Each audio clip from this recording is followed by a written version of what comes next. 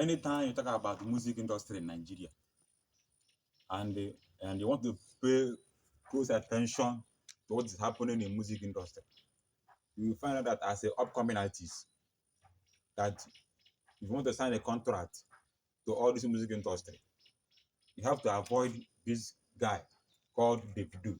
I have a reason for that. So avoid this guy called Davido. Divido. What did I say? That this young man still want to rule the world as a musician. This young man still want to do very well as an artist.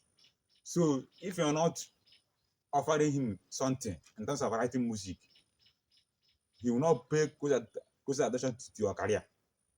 What am I trying to say? The reason why Mayor Kun and the Peruzzi did very well in DMW is because they write songs for Divido. And so